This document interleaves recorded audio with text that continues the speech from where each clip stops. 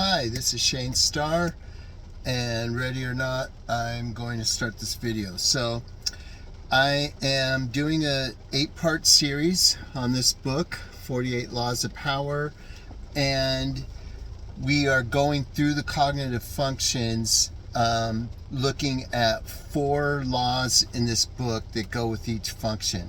Yesterday we did Extroverted Sensing, and today we're doing, I think, what is probably my favorite cognitive function of the 8, if we could name such a thing, Introverted Sensing. And surprisingly enough, especially in socionics, one would think that there are no good examples of introverted sensing when it comes to obtaining and wielding power. But I would beg to differ there. And we'll see after this video if I'm very convincing or not. So let's jump right into it. So these laws will be laws that high SI users do really well with, and low SI users will do poorly with, which is to say high NE users usually. They'll do really bad with these laws. So interestingly enough, the very first law in the 48 Laws of Power is an SI law, and here's how it reads. Law number 1, never outshine the master. Always make those above you feel comfortably superior. In your desire to please or impress them, do not go too far in displaying your talents, or you may accomplish the opposite, inspiring fear and insecurity. Make your masters appear more brilliant than they are, and you will attain the heights of power. This is something that high SI users are experts at. When I first started my current job, I worked with someone in my office who, not a very flashy guy, not a very vocal guy. In socionics, definitely an SLI. For MBTI, he said he was an ISTP in MBTI, but I think he could easily be an ISTJ based on his attention to detail, and he would run audits for the team. I'm out there getting social media reviews and closing double the amount of cases as everyone else. Meanwhile, what his extra that he gave to the company was he created an audit spreadsheet and meticulously went through each team member's casework and brought some errors to them. And whenever I would see mine up there, I would just cringe. I hated it. But usually he was wrong on mine. He was right on everyone else's. Just whatever. So this law, never outshining the master, it's great because even though he didn't have that great of a personality, not very fun, not very interesting, everyone seemed to like him. He never made any enemies, and his supervisors loved him. It didn't take long for him to get promoted. He's a manager somewhere in Newport Beach now, so he's doing fine. And again, he was the epitome of this law, never outshining the master. Now, to use a counterexample here, oftentimes I've violated this law by trying to impress my bosses or co-workers, like, look at how much work I'm getting done, instead of making them happy or appreciative or inspiring respect or admiration on their part. They get jealous, they get offended almost. They tell me, hey, can you settle down? You're making me look bad. Everyone's going to ask, why is Shane closing all these cases and I'm not? And I was like, well, just catch up, let's both close a lot of cases. But it doesn't work out that way. People get upset. My colleague who I learned the business from, at least in this company, on the other hand, he was a master at casework. He never was at the near the top of the list. He wasn't at the bottom either. He just rolled along and made his name with audit compliance, and never outshined anyone, but valued and respected by everyone. So that's a good SI law, and it happens to be law number 1 in this famous book, 48 Laws of Power. Okay, next up, we have law number 9. Win through your actions, never through argument. Any momentary triumph you think you've gained through argument is a fake victory.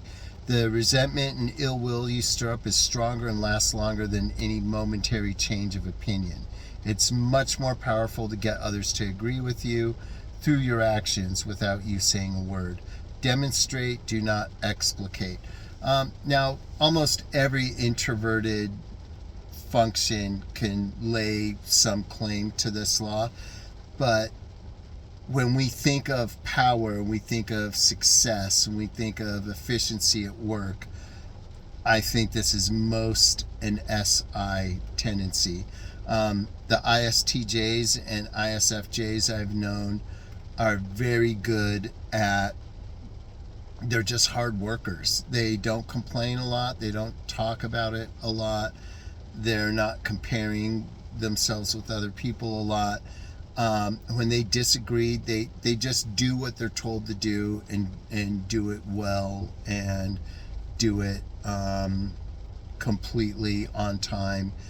And their actions speak louder than their words. They don't bother themselves with a lot of arguments. In fact, the very same person I'm talking about, who I worked with for a while, he would never, he never got positive social media reviews, but at the same time, he never got in arguments with residents either. When someone would yell at him, he'd just sit there staring at him like with this blank face, like, listening.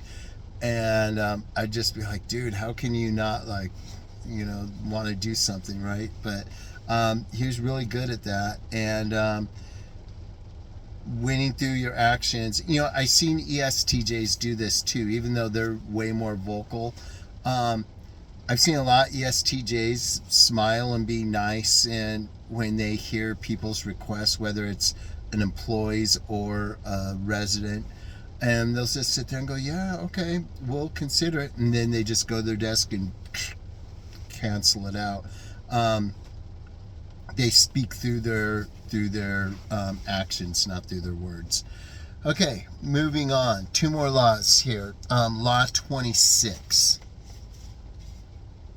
Keep your hands clean. ISTJs and ISFJs are masterful at this.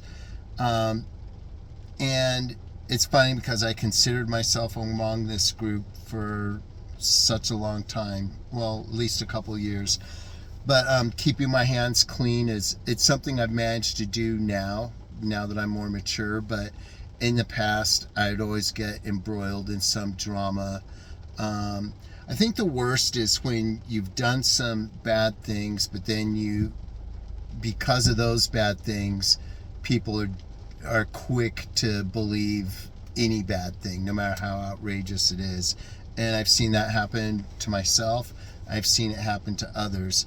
From the book, it says, you must seem a paragon of civility and efficiency. Your hands are never soiled by mistakes or nasty deeds.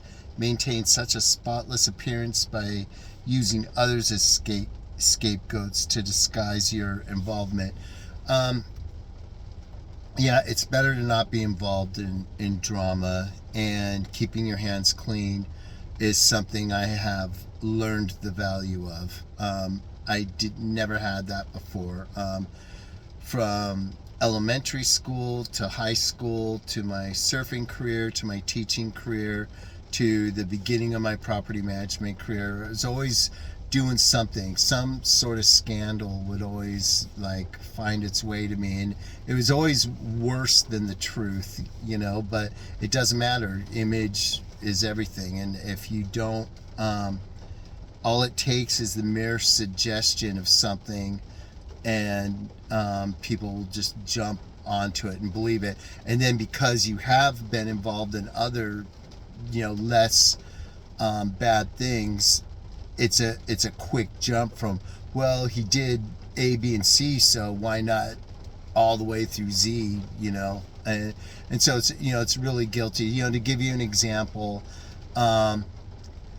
if you were say someone agreed in principle to a deal and they couldn't make it to, they were having computer problems and they agreed for you to push it through without their signature. Many people in real estate do that. I know better than to do that now. But then a scandal comes up where someone was pushing through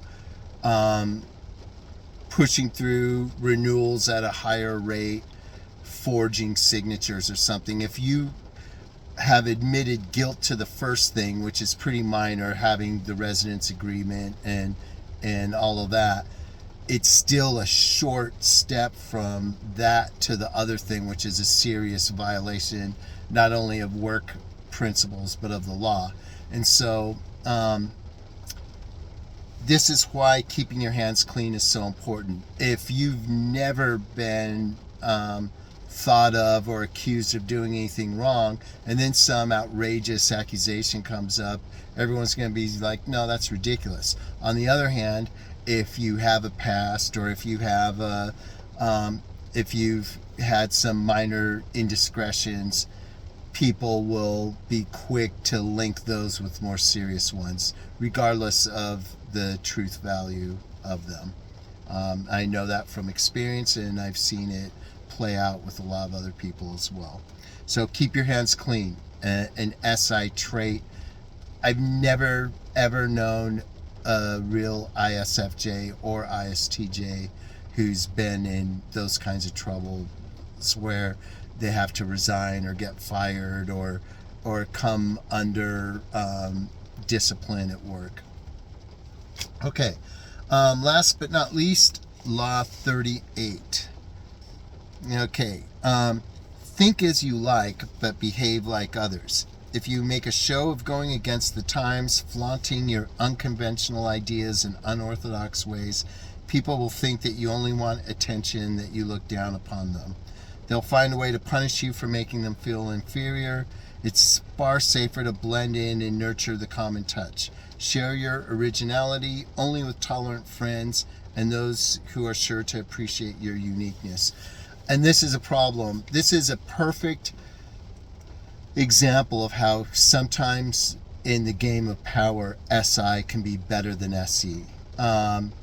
Regardless of my real type or any of that. For the sake of argument, I'm the only guy who's wearing a tie in the office. We don't need to wear a tie.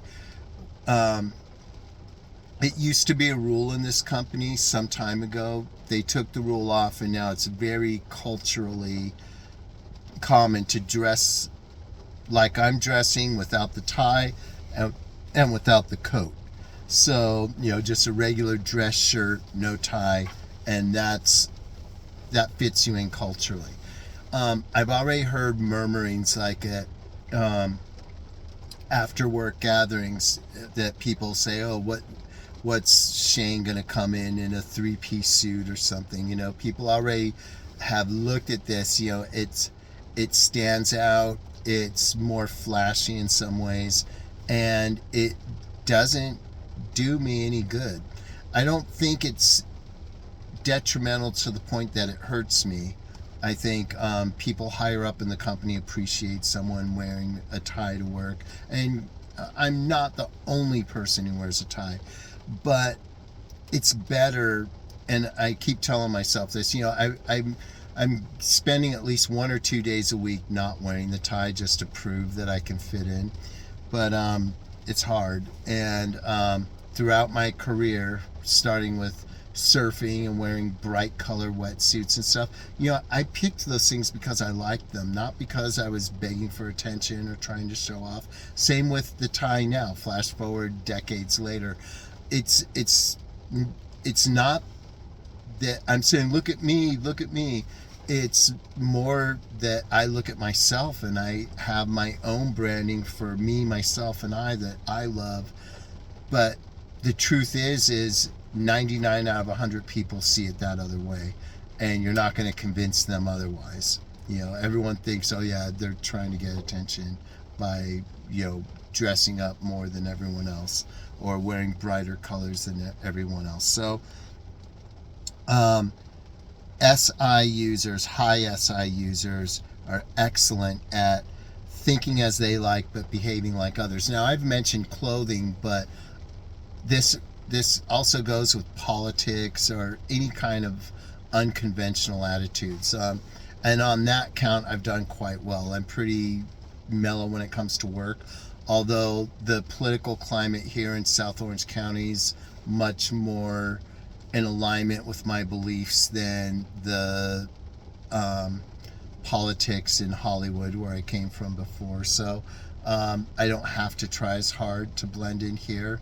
And that's a good thing. And that's another thing about power. You want to be somewhere where where you can tell it's your kind of people, not just politically, but politically, religiously, fashionably. On the religious count, it's funny, I was the only one out of a group of, I would say, 30 on-site employees. I was the only one, meaning the only one who went to church.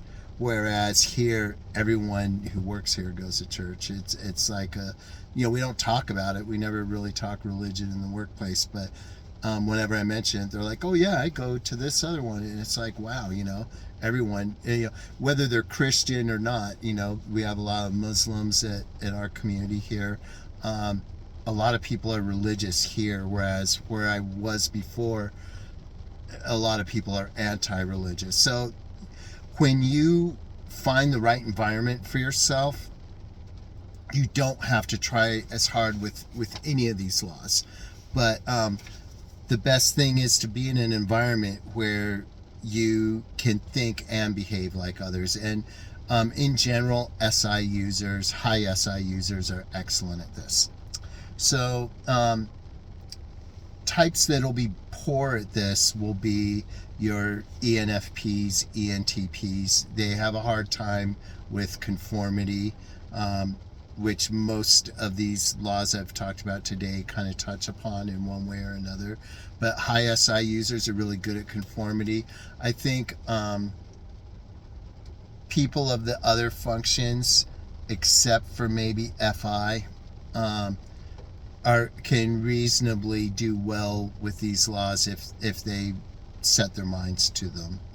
And but high NE users, high Extroverted Intuition users, need to really try to follow the lead of your SEIs and SLIs, or your ISFJs and MBTI and ISTJs and MBTI, and follow their example with regards to compliance, conformity, and going along to get along better. So that's all I have for today. Tomorrow it'll be Extroverted Thinking. That's it. Peace out.